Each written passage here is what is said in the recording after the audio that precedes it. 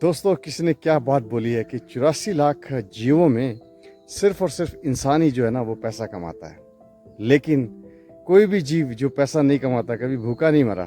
लेकिन इंसान जो है ना उसका पेट कभी नहीं भरा पैसा कमाने के बाद भी। दोस्तों, छोटी सी चीज़ है लेकिन बहुत बड़ी सीख दे के जाती है कि लाइफ में ना हमारी जो ग्रीड है ना, हमारा जो लालच है वो कभी ख़त्म ही नहीं होता।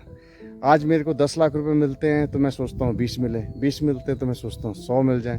दोस्तों, ये जो ग्रीड है ना और ये और वाली जो रेस है ना, इसके चलते हम लोग ना अपने कीमती समय को, कीमती रिलेशनशिप को, अपनी कीमती हेल्थ को, सबको कॉम्प्रोमाइज़ कर रहे हैं। तो दोस्तों, मेरा आपसे रिक्वेस्ट है, अपने लिए समय निकालिए, अपनी हेल्थ के लिए समय निकालिए, फैमिली के लिए समय निकालिए और इस और वाले फैक्टर से बाहर निकलिए।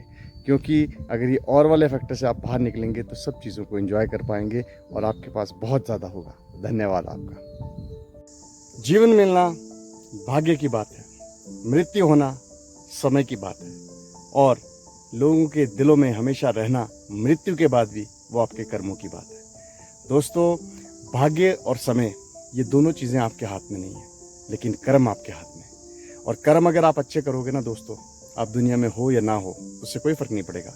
लोग आपको, आपकी प्रेजेंस में भी आपको अप्रिशिएट करेंगे, आपकी एब्सेंस में भी आपको अप्रिशिएट करेंगे। इसलिए कर्मों पे फोकस करो।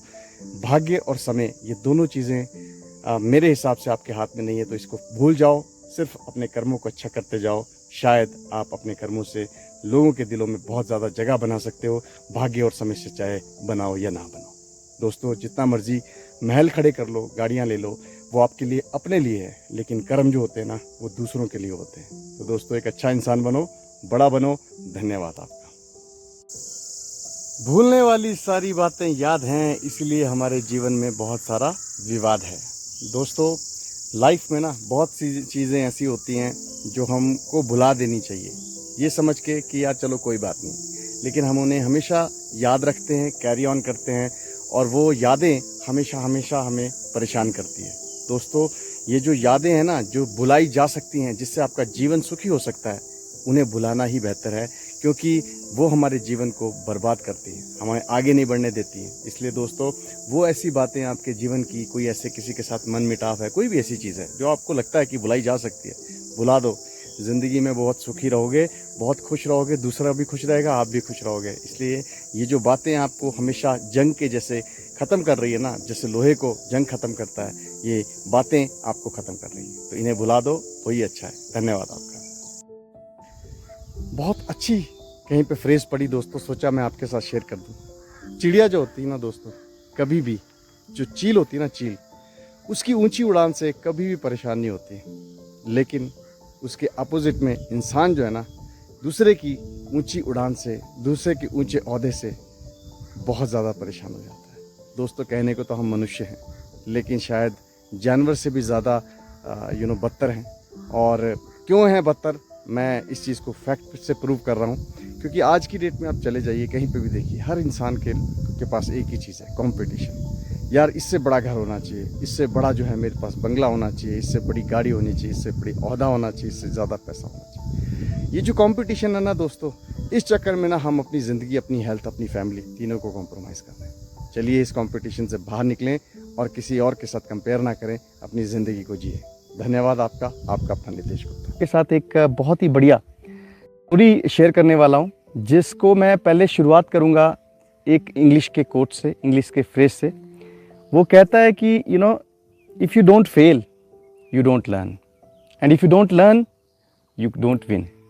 विच मीन्स कि जब तक आप कुछ करोगे नहीं तो आप फेल कैसे होगे, और अगर आप फेल नहीं होंगे तो आप लर्न नहीं करोगे, और अगर आप लर्न नहीं करोगे तो आप जीतोगे नहीं। दोस्तों, मैं ना आपको एक बहुत इंटरेस्टिंग स्टोरी बताता हूँ। वो स्टोरी इस चीज़ को बहुत सपोर्ट करती है। एक बार ना एक इंसान होता है, वो बहुत ज़्यादा डिप्रेस्ड हो जाता है। तो जब वो डिप्रेस हो जाता है ना, वो क्यों डिप्रेस हो जाता है कि यार मेरी लाइफ में कुछ अच्छा नहीं हो रहा है, मैं जो चाहता हूँ वो मुझे मिलता नहीं है। बड़ा नेगेटिव सा सोचने लग गया। और शायद मैं, आप और बहुत लोग ऐसा सोचते हैं कि भैया ये चीज़ मैं चाहता था लेकिन कर नहीं पाया। तो दोस्तों, ये जो स्टोरी है ना, ये उन्हीं लोगों के लिए है जो अपने आप को बड़ा लूज़र समझते हैं, अपने आप को ये फील करते हैं कि उन्होंने जो भी लाइफ में चाहा शायद वो नहीं कर पाए, या शायद उन्हें वो नहीं मिल पाया। तो मैं ना आपको ये स्टोरी बताऊंगा और ये स्टोरी से शायद आपको बहुत अच्छा लगेगा कि यार ये बात सही है कहीं ना कहीं। तो वो इंसान ना बहुत ज़्यादा डिप्रेस्ड हो जाता है। तो जब वो डिप्रेस्ड हो जाता है तो भला चंगा उसका घर था, सब कुछ था, लेकिन वो ना अपने घर को छोड़ के चला जाता है। अब छोड़ के चला जाता है तो पैसे जितने होते हैं कुछ दिन बाद ख़त्म हो जाते हैं। तो पहले तो वो होटल वोटल में रहता था, अब बाद में जब पैसे ख़त्म हो गए तो अब वो फुटपाथ पे आ गया। एक दिन वो रात को चल रहा था, तो रात को क्या देखता है कि एक जो आदमी है ना, वो किसी घर में ना विंडो को तोड़ रहा था, छेद कर रहा था इनफैक्ट, और अंदर घुसने की कोशिश कर रहा था। उसे नहीं पता था कि ये कौन है। उसने पूछा, यार भाई तुम तो बहुत बढ़िया काम कर रहे हो यार, इसको विंडो को क्यों तोड़ रहे हो? बोला, यार मैं ऐसा है कि मैं हूँ चोर, ठीक है, और मेरा काम जो है, मेरा जो प्रोफेशन है वो है चोरी, ठीक है। तो जब ये चीज़ उसने सुनी, उसने बोला, यार अच्छा तो चोरी ऐसे करते हैं। वो इतना डिप्रेशन में था, उसे एग्जैक्टली पता नहीं था। तो फाइनली क्या करता है, चोर बोलता है, यार ये तो बहुत सीधा साधा इंसान है, चलो यार इसको मैं अपने साथ ले जाता हूँ, कुछ इसका भला हो जाएगा। चोर ने सोचा, यार मैं इतना बुरा करता हूँ, सब कुछ करता हूँ, कुछ मैं भी अच्छा कर लूँ। तो चोर जो है ना उसको अपने साथ लेके चला जाता है। तो 10-15 दिन वो आदमी उसके साथ रहता है, लेकिन हर रोज़ रात को ना चोर चोरी करने निकलता था। तो जब चोरी करने निकलता था, चोरी करके आता था, मस्त अपना खाना वाना खा के सो जाता था। तो उस इंसान को उसने पूछा, यार तुम इतना डेंजरस काम करते हो, फिर भी तुम इतना पॉजिटिव रहते हो?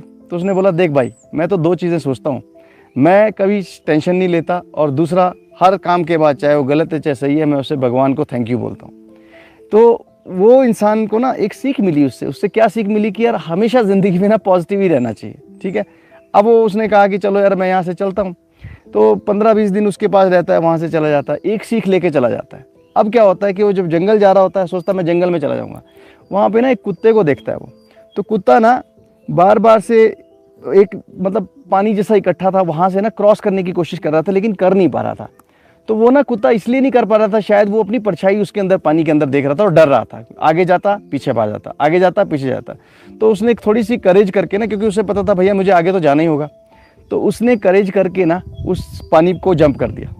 तो जब उसने ये देखा इंसान ने कि यार इस कुत्ते ने फाइनली जो है ना जंप कर दिया, तो उसने सोचा, यार एक चीज़ मैंने इससे सीखी। क्या सीखी? कि ज़िंदगी में ना परछाई या मुसीबतें या नेगेटिविटी बहुत आएगी, आपको सिर्फ एक ही काम करना है कि आपको उसके ऊपर से जंप करके चले जाना। तो ये उसकी दूसरी सीख हो गई। अब उसने क्या सोचा, उसने बोला कि भैया देखो ऐसा है कि ये जो मेरी सीख हो गई है, अब जो है ना मैं क्या करता हूँ, डेफिनेट सी बात है, अपने घर वापस जाने की कोशिश करता हूँ। वापस जाने के लिए जाता है वो। तो जब वो जाता है ना, तो रास्ते में उसको ना एक थोड़ा अंधेरा हो गया होता है, तो रास्ते में ना उसे एक लड़का मिलता है। तो लड़के ने ना कैंडल पकड़ी हुई होती है, तो कैंडल पकड़ी हुई होती है, तो वो पूछता है कि चलो यार मैं इस लड़के का मजाक बनाता हूँ। तो वो उससे लड़के से पूछता है कि बेटा एक बात बता, ये कैंडल जलती कैसे है? कहाँ से जली है कैंडल, कैसे जली है कैंडल? तो लड़का जो है बड़ा कंफ्यूज हो गया। फिर लड़के ने सोचा, यार ये मेरे से सवाल पूछ रहा है, इसको मैं ज़रा मज़ा सिखाता हूँ। उसने क्या किया, फूंक से वो कैंडल बुझा दी, और उसने बोला कि चलो मैं आपका तो जवाब नहीं दे पाया, लेकिन आप मेरा जवाब दो। वो जवाब क्या है कि भैया ये जो जली हुई कैंडल थी, इसकी आग कहाँ गई?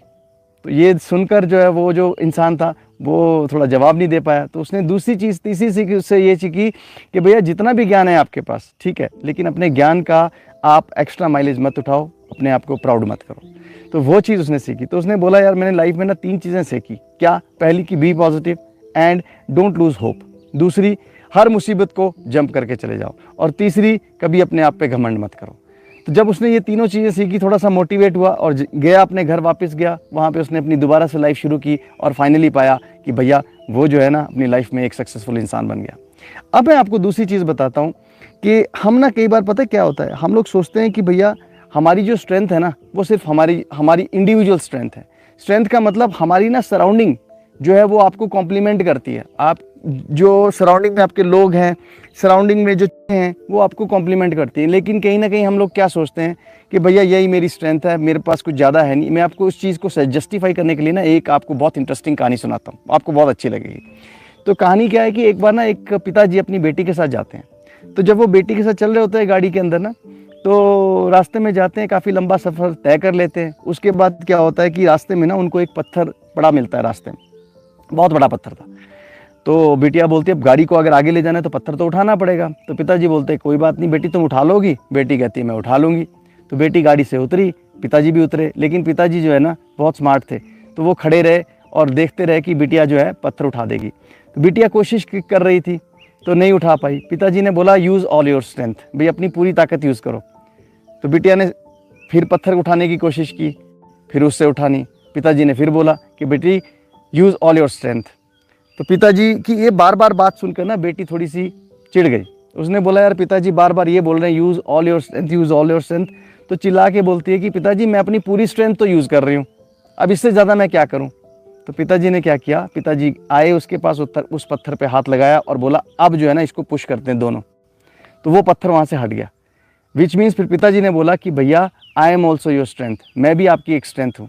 तो दोस्तों इसी तरह से जीवन में ना बहुत सारे लोग हमारी स्ट्रेंथ होते हैं, लेकिन हम कई बार उनको यूज़ नहीं करते, ठीक है ना। तो इसलिए जो है हमें अपने सराउंडिंग को, हमें अपने उन लोगों को यूज़ करना चाहिए जो लोग हमें किसी भी चीज़ में हेल्प कर सकें, कॉम्प्लीमेंट कर सकें।